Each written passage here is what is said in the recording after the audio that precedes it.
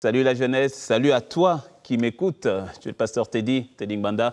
Et on va passer un moment avec sa parole. Et tu es connecté au bon endroit, au bon moment, à la bonne conférence, à Méga Impact Conférence 2021. À cette émission Talk and Pray. Talk and Pray. Nous allons parler et nous allons aussi prier. Et on va commencer par la prière. Père, nous voulons te dire merci. Merci pour ce temps et ce moment que tu nous accordes. Merci pour ta magnifique présence là où mon frère se trouve, là où ma sœur se trouve, connecté au son de ma voix, connecté, Seigneur, au travers des nouvelles technologies. Nous te bénissons parce que tu nous emmènes dans ta magnifique présence. Que cette parole, que ce temps soit un temps de transformation, de régénération, que ce soit un temps qui nous emmène dans une dimension nouvelle avec toi.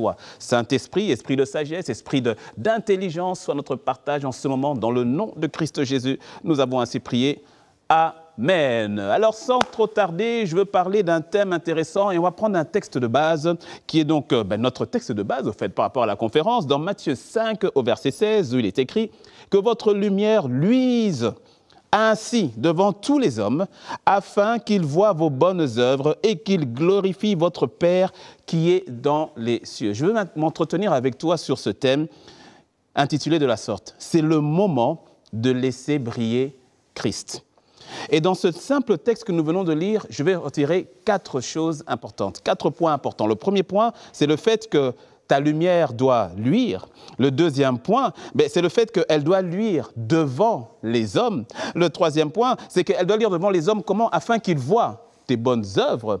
Et ensuite, le quatrième point, c'est dans le but que le Père soit glorifié. Alors, il faut que ta lumière luise. Lorsque tu prends le texte dans le contexte, si tu remontes un peu plus haut dans Matthieu 5, tu verras qu'au verset 14, il est dit « Vous êtes la lumière du monde. » Tu es la lumière du monde. Alors, que veut dire être la lumière du monde? Écoute-moi bien, que ce soit très clair. Ce ne sont pas tes œuvres qui t'emmènent à devenir la lumière du monde.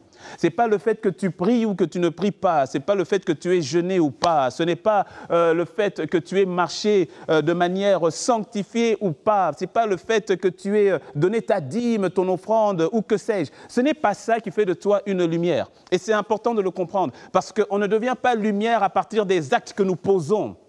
Nous devenons lumière à partir d'un seul acte que Jésus a posé. Et c'est cet acte-là qui fait de toi lumière du monde.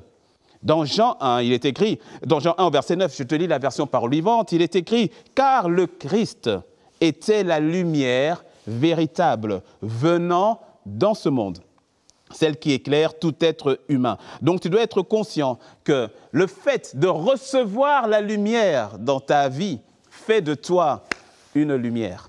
Je répète, ce ne sont pas tes œuvres. Que tu aies prié 10 minutes, que tu aies prié 100 minutes, ce n'est pas ça qui fait de toi une lumière, c'est Christ qui fait de toi la lumière du monde parce qu'il est lui-même la véritable lumière. Jean 1 au verset 12, il est dit « Mais à tous ceux qui l'ont reçu, la parole donc qui était la lumière, à tous ceux qui l'ont reçu, à ceux qui croient en son nom, elle a donné le pouvoir de devenir enfants de Dieu. » Ou encore, elle a donné le pouvoir de devenir comme elle. La lumière t'a donné le pouvoir de devenir lumière parce que tu as cru en cette parole. Il est important de commencer par là, sinon tu vas penser que lorsqu'il s'agit de briller, lorsqu'il s'agit de luire, c'est par rapport d'abord à mes œuvres, par rapport à ce que je fais. Il n'en est rien. Tu sais, la lumière est lumière parce qu'elle est lumière. Si on devait éteindre ce plateau, tu verrais que si je viens avec une bougie et que je l'allume, la lumière aurait éclairé un certain rayon. Pourquoi? Parce que la bougie, la flamme là, est une lumière. Et tu dois accepter à le fait qu'il ait fait de toi une lumière. Je répète, il ne s'agit pas de faire pour être, mais parce que je suis, je fais. Et je suis parce que lui, il est. Alors laisse-moi d'abord prier déjà par rapport à ce point et que tu vois, prenons 2-3 minutes pour prier par rapport à cela et de comprendre, de saisir, de rendre grâce à Dieu d'abord de ce que par Jésus-Christ, il a fait de moi une lumière. Je ne l'ai pas demandé. Waouh! Je ne l'ai même pas cherché. Oh, nous étions tous dans les ténèbres, mais son amour et sa grâce est venu te géolocaliser. Et si tu m'écoutes et que tu n'as jamais accepté cette lumière, alors il est temps pour toi, maintenant, pas demain, maintenant de dire « Seigneur, je veux ta lumière et que tu fasses de moi une lumière. » Père, nous te rendons grâce, nous te disons merci parce que tu es la lumière véritable. Merci parce que tu as fait de nous lumière du monde, non pas par nous-mêmes, mais parce que toi, en nous, fais de nous lumière de ce monde. Père, nous te demandons la grâce d'accepter cette parole, la grâce d'accepter cette vérité. Je suis ce que je suis, non pas de par moi-même, mais parce que tu as fait de moi ce que je suis aujourd'hui. Ma prière, Seigneur, c'est que pour mon frère, pour ma sœur, toute personne qui m'écoute au son de ma voix, que tout jeune qui m'écoute accepte l'identité nouvelle que tu lui as donnée. Accepte, Seigneur, cette identité, cette grâce nouvelle, et de simplement pouvoir luire comme tu nous demandes de luire. Que cette vérité soit notre partage, que cette vérité soit le partage de mon frère et de ma sœur. Merci, parce que tu as fait de nous lumière du monde. Et nous te rendons grâce, nous te bénissons. Dans le nom de Christ Jésus, Père, nous avons prié. Amen. Point numéro 2. Ta lumière doit luire, mais pas devant n'importe qui, devant les hommes. Le verset 15, lorsqu'on revient dans Matthieu 5, et on remonte un peu plus haut, juste le verset d'avant, au verset 15, il est écrit « On n'allume pas une lampe pour la mettre sous le boisseau, mais on la met sur le chandelier, et elle éclaire tous ceux qui sont dans la maison. » Alors tu vois, comprends une chose, on l'a dit, le premier point, tu as été allumé. C'est le Seigneur qui t'a allumé et c'est le Seigneur qui a fait de toi une lumière. Et donc maintenant, ce n'est pas en vain. Le Seigneur t'a allumé afin que plusieurs soient éclairés par toi.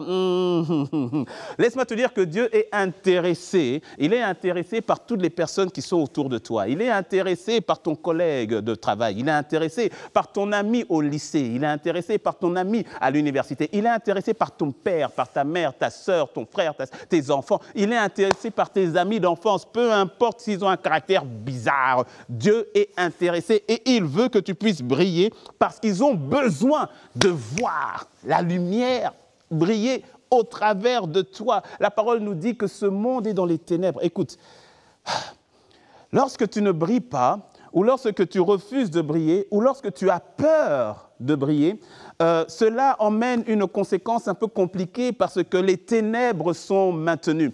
Et les ténèbres, il n'y a pas d'autre moyen de chasser les ténèbres si ce n'est par la lumière. C'est pour cela que la Bible dit, on vient de le lire, on ne prend pas la lumière pour la cacher sous le boisseau. Ou une autre version dit, prendre la lumière et de cacher sur la table. Je veux dire, tu ne mets pas tu verras qu'une ampoule est toujours positionnée au niveau du plafond de manière générale. Pourquoi? Mais parce qu'afin de pouvoir éclairer le plus grand nombre de personnes. Laisse-moi te dire donc que dès le moment où le Seigneur a fait de toi une lumière, comment? Lorsque tu l'as accepté dans ta vie, lorsque tu as accepté sa seigneurie, dès ce moment-là, le Seigneur a fait en sorte que tu sois mis dans une position pour éclairer plusieurs. Laisse-moi te donner un exemple. Certains, et tu es là et tu m'écoutes, tu te poses la question, mais pourquoi est-ce qu'il n'y a que moi dans ma famille qui croit en Christ Jésus?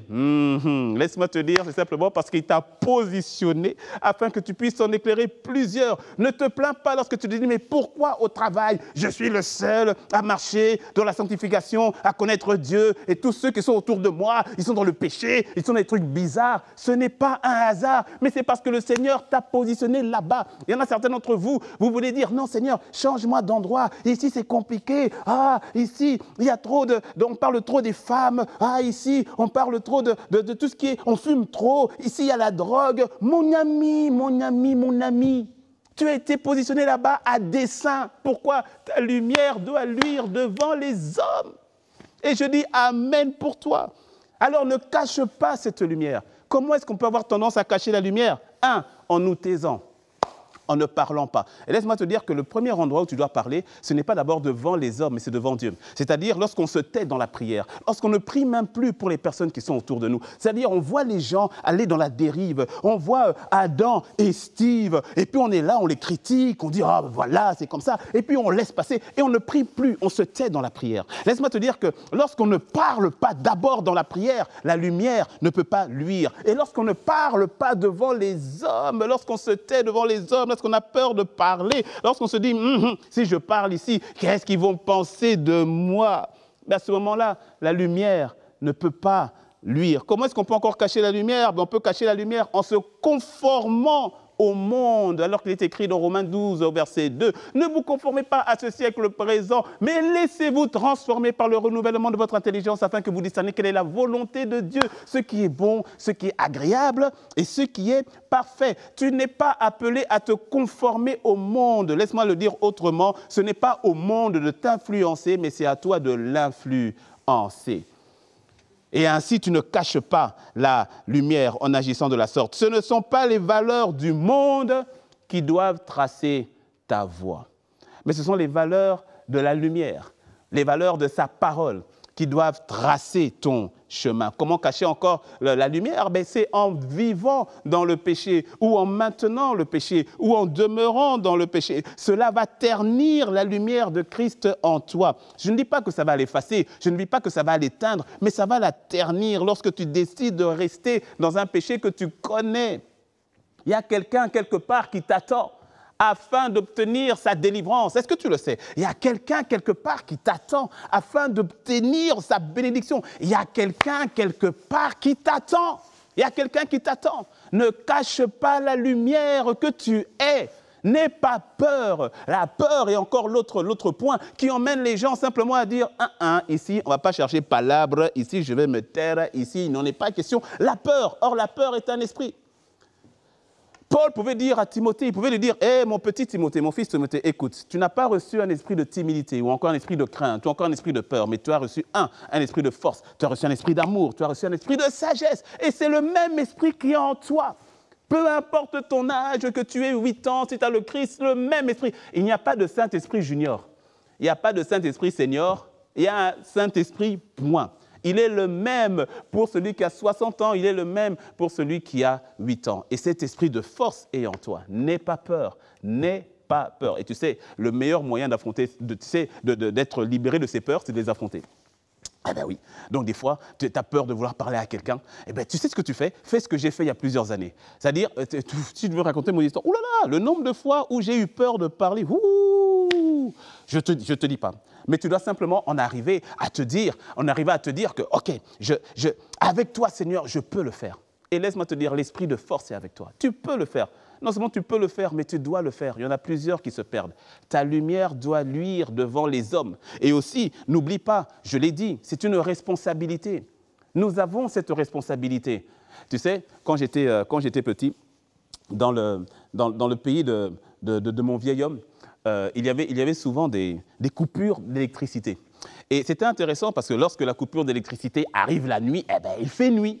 Okay, il fait noir, totalement noir. Alors, ce qui se passait, c'est que lorsqu'il y a des coupures, on sait déjà où étaient les bougies. À l'époque, ce n'était pas trop les torches, c'était les bougies.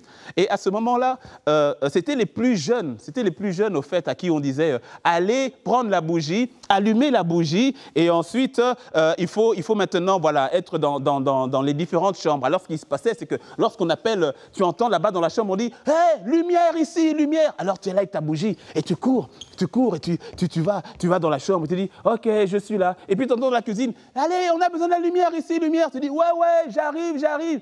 La petite bougie là, on avait la responsabilité de la lumière. Mais laisse-moi te dire que là, c'était pour une coupure d'électricité. Mais qu'en est-il de ce monde qui se perd?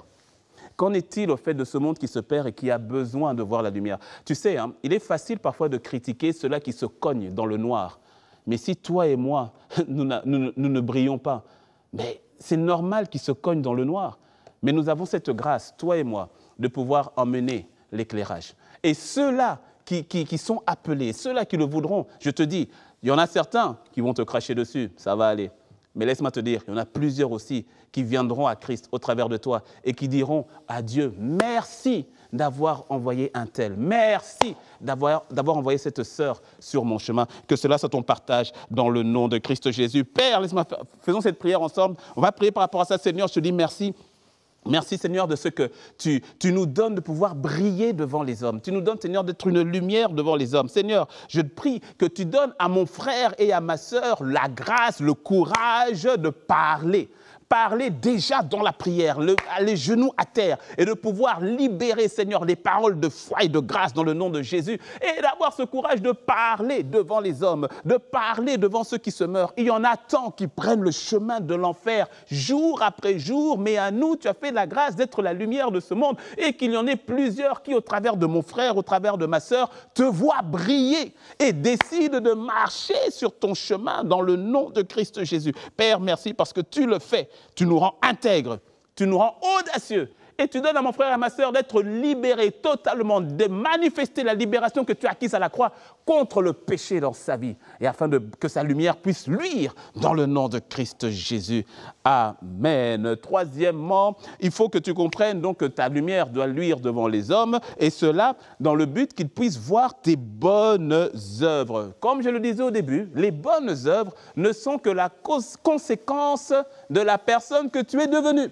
C'est parce que tu es que tu fais. Je répète, tu n'as qu'à être et tu feras ce qui découle de la nouvelle création que tu es. J'insiste, ne cherche pas d'abord à faire. Pose-toi, bénis le Seigneur pour ce que tu es. Tu verras que les oiseaux ne vont pas à l'école de pilotage. Mais ils ont des ailes et c'est inné, c'est au-dedans d'eux. Ils sont conscients qu'ils sont des oiseaux et que leurs ailes leur servent à voler. Et donc, qui tu es se manifeste au travers de ton caractère. Manifeste la paix de Christ en toi, là où il y a le trouble. Ne prie pas pour la paix, parce que tu l'as. La paix de Dieu est en toi. C'est le fruit de l'esprit, c'est la paix. Donc, rends grâce à Dieu pour la paix qui est en toi et laisse cette paix se manifester quand il y a le trouble et la confusion. Manifeste la joie de Dieu qui est en toi quand tout le monde est dans la tristesse. Manifeste l'amour de Dieu qui est en toi quand tout le monde est dans la haine, quand les gens critiquent, quand les gens insultent, mais que tu fasses la différence. Fais la différence. Je me rappelle lorsque je travaillais dans le milieu séculier, je travaillais chez un transporteur international et comme ça se passe souvent, et je crois que ça n'a pas trop changé parce qu'il n'y a rien de nouveau sous le soleil, lorsque c'est la pause, lorsque c'est à la cantine, on avait une cantine du bureau et lorsqu'on arrive là-bas, ça y va dans les critiques. Le manager, on le critique, on l'insulte et tout cela, mais que toi, tu ne sois pas trouvé là-dedans. Alors, à chaque fois qu'on critiquait notre manager, je trouvais toujours une parole. Je dis, oui, peut-être que tu dis est vrai, mais regarde, il a quand même fait ci, il a quand même fait ça. À un moment donné, on m'a dit, mais toi, tu es un faillot, toi. Hein, c'est quoi? Tu es avec les autorités, c'est quoi ton truc? Fais la différence. Là où tout le monde critique, toi manifeste l'amour. Là où les gens sont impatients, manifeste la patience. Et laisse-moi te dire, ce n'est pas difficile. Hein? Ce n'est pas difficile. Va pas jeûner, prier, fatiguer. Hein? Ce n'est pas difficile. Tout ce que tu as à faire, c'est dire, Seigneur, je te rends grâce de ce que tu as fait de moi qui je suis et de ce que je suis comme toi. Fais-moi grâce maintenant, Seigneur, de manifester cela. Oh, je dis encore un bon amen pour toi. Quand les gens sont dans la peur, toi, sois dans la foi. Marche dans la foi. Tout le monde a peur. Oh, Covid-19, Covid-21, Covid-70. Toi, sois détendu. Et la foi. Oh, je dis encore un bon amen pour toi. C'est dans la notion, donc, dans le caractère, les bonnes œuvres. Ça commence par ton caractère et ensuite, bien sûr, au niveau de tes actions. Marque la différence dans les bonnes actions que tu poses. Laisse le Saint-Esprit t'inspirer les actions, t'inspirer les projets, t'inspirer toutes choses qui passent entre tes mains, les œuvres. Et puis laisse-moi te dire une chose. C'est important parce que tu vois, il s'agit de briller devant les hommes. Et on va le voir au dernier point, pour que la gloire revienne à Dieu. Et je vais bientôt arriver au dernier point. Mais tu vois, briller devant les hommes, les œuvres qui marquent les personnes, ce ne sont pas les œuvres simplement en termes d'exploit, en termes de grandeur, en termes je dirais, de paillettes. Non, non, non, non, non, non. Les œuvres qui marquent, ce sont les œuvres qui transforment les gens. Ce sont les œuvres qui emmènent un changement, qui touchent la vie des gens. Tu peux gagner beaucoup d'argent, c'est bien. Mais si ton argent n'a aucun impact sur la vie des autres, à quoi bon? Tu peux avoir une grosse voiture, super. Mais si personne n'a le droit de monter dans ta voiture, c'est-à-dire, avant de monter, les souliers, non, non, non, non, non, non, vous allez salir ma voiture, vous allez, non, non, non, non, non, allez prendre Uber. À quoi ça sert? Avoir une grande maison où personne ne peut venir y dormir, une grande maison, il n'y a aucune hospitalité, à quoi ça sert? Tu vois, tu dois comprendre au fait que les actions qui marquent, les actions qui ont un impact d'éternité sont les actions qui vont véritablement toucher la vie des gens. Tu sais, toute vision qui vient de Dieu concerne les autres. Si tu dis avoir une vision de Dieu, avoir un objectif avec Dieu, avoir un plan avec Dieu et que cela, il n'y ait que toi qui sois élevé, il y a une forte probabilité que la vision ne vienne pas de Dieu, qu'elle ne soit qu'une simple ambition personnelle. Les actions que tu poses et celles-là qui marquent, celles-là que les hommes doivent voir afin de glorifier Dieu, doivent être des actions qui les touchent. Des actions inspirées par l'Esprit, des actions suscitées par l'Esprit. Dans la Bible, il est écrit dans le livre des Actes que Simon, le magicien, faisait des miracles, faisait de grandes choses, oui, mais au final, les gens étaient simplement étonnés. Wow, vous avez vu ça? Waouh, vous avez vu ça? J'ai vu encore aujourd'hui même, récemment, j'ai vu aujourd'hui un monsieur qui fonctionne avec l'hypnose. Alors il vient et puis il fait tomber les gens et puis il fait aboyer les gens. Et les gens sont là, waouh! Mais ça ne change pas la vie des gens. D'ailleurs, là, ça détruit la vie des gens. Mais lorsque Philippe est arrivé dans la même ville de Samarie, ce n'était pas l'étonnement, c'était la joie. Il y avait de la joie. Ils ont vu les miracles, ils ont vu des prodiges. Et cela a provoqué la joie. Que cela soit ton partage dans le nom de Christ Jésus. Le Seigneur a dit dans Jean 14, verset 12, que nous ferons les choses qu'il a faites et même des plus grandes. Tu dois rentrer et tu rentres dans cette dimension-là. Je me rappelle, c'était ici à Paris il y a quelques années. Je sortais de Carrefour, et donc du centre commercial. Et je sortais du supermarché, je sortais de Carrefour, et je me souviens à la porte, il y avait un monsieur, il était là avec sa cigarette et tout, et puis il avait sa béquille, et puis il parlait, je crois qu'il était d'un pays de l'Est, parce qu'il parlait dans sa langue. Et quand je sortais, il faisait froid. J'aime pas trop le froid, même si je suis né en hiver, anyway. Et quand je sortais, et je l'ai vu, et je sens le Saint-Esprit me dit, va le voir. Et quand je reviens le voir, et je lui parle, je dis, ça va, comment ça va? Et puis il termine sa conversation, il dit, oui, qu'est-ce qu'il y a? Il y a un problème? Je dis, non, j'ai juste vu que vous avez une béquille et votre pied, qu'est-ce qui s'est passé? Pour faire court, il m'a dit qu'il s'est fracturé, je ne sais pas, la cheville au football, en jouant comme ça. Je dis, ah d'accord, je dis, mais écoutez, moi je crois en Jésus et je sais que Jésus vous aime. Est-ce que vous voulez que je prie pour votre cheville? Il m'a regardé un peu bizarrement, il a dit, ouais, d'accord, allez-y. Et je me suis mis juste au niveau de sa cheville et j'ai prié, j'ai pas fait une prière compliquée, pas fait une prière trop longue. Il n'y avait pas de piano, il n'y avait pas d'instrument, il n'y avait pas de micro, il n'y avait pas de caméra, et c'était pas de prier trop longtemps, mais parce que tu es la lumière du monde. Parce que tu es la lumière du monde. Laisse cette lumière briller au travers des actions que le Seigneur te donne de faire. Et dès que je suis arrivé, il a mis la main sur sa cheville. J'ai dit, Père, je te rends grâce pour... J'ai oublié son prénom. Et puis j'ai dit son nom. Il dit, Seigneur, je prie, je commande maintenant, restaure, que sa cheville soit restaurée dans le nom puissant de Christ Jésus. Et puis après, il me dit, oh, merci. Et puis je dis, non, essayez, il faut essayer la cheville. Et puis il dit, oui, non, ça va aller. Et puis quand il a essayé, il dit, qu'est-ce que vous avez fait? Qu'est-ce que vous avez fait? Je dis, non, je n'ai rien fait, c'est pas moi, ce sont les œuvres du Saint-Esprit, le Seigneur vous aime, et il ne voulait plus me laisser partir. Il m'a dit, non, il faut me parler, écoutez, j'ai tel problème. Les gens recherchent la lumière. Ils recherchent la lumière. C'est pour cela, ne te plains pas quand tu vois des problèmes partout. C'est parce que tu es là. C'est parce que Dieu t'a mis là exprès pour que tu brilles. Père, je te dis merci Seigneur dans le nom de Christ Jésus. Merci pour mon frère et merci pour ma sœur à qui tu donnes Seigneur de pouvoir faire les actions que tu attends de lui, les actions que tu attends d'elle. Je prie que toute forme de peur soit totalement ôtée parce qu'il y a un peuple nombreux qui attend mon frère, il y a un peuple nombreux qui attend ma sœur. Seigneur, merci afin que les actions soient des actions qui te glorifient dans le nom de Christ Jésus.